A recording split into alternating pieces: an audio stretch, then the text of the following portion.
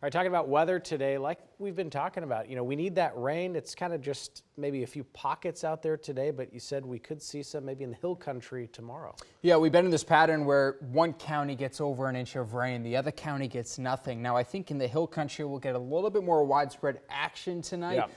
Austin area fairly limited, although I am expecting at least some rounds of rain through tomorrow afternoon, which is good news. So we'll start with the radar right now. It's not much. We just had a little passing shower. I checked the Dripping Springs weather camera.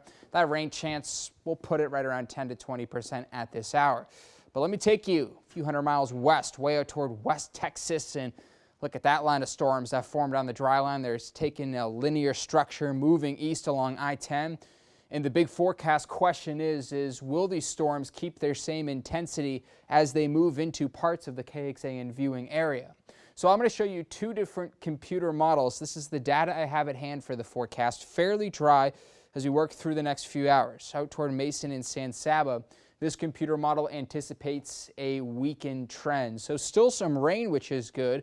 And it's also good the severe weather risk wouldn't be as strong. Still parts of Mason and San Saba could see a few rumbles of thunder. There's 3 a.m., 4 a.m., 5 a.m., maybe a little bit more heavy rain and a low severe weather risk out toward Mason and San Saba. That line of showers and some storms stretches a little bit further east, closer to the I-35 corridor. So here's 8 a.m. getting ready for the Cat Metro race. And look, it's really not going to be a complete washout with this one computer model. Still some pockets of light rain from time to time. Here's 2 o'clock, gradual clear and trend and maybe a rumble of thunder.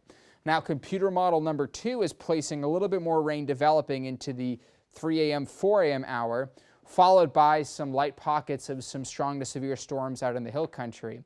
It's looking rather scattered in nature, still some decent downpours from time to time for that Cat Metro 10K. Little thunderstorm potentially popping up around 8 a.m. But less rain allows for more storm fuel, more instability in our atmosphere. We're going to have plenty of that with moisture. So this second computer model is suggesting right around lunchtime, a few discrete supercells could develop. And these can really travel anywhere. They can work up toward Mason County. They could work further east, or it could move toward the Austin area.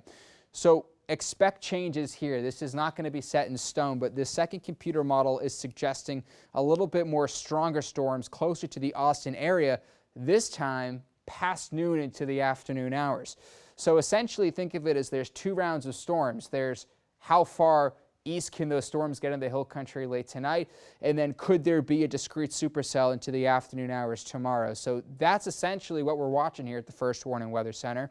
For those hill country storms, Storm Prediction Center has a level 1 out of 5 for our western counties, level 2 out of 5 in Mason, but notice the Austin area just in that general non-severe category.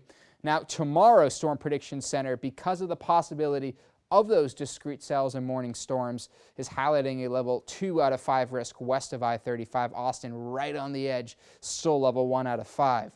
So a lot of forecast questions. That was a lot to dump on y'all, but real quick, the specific storm threats would be more hail, wind, localized street flooding, and an isolated tornado. So I have a lot more in KXAN.com/weather and our forecast article. Always a great reminder to download our KXAN First Warning Weather app. One final check of your 7-day forecast coming up in the next few minutes.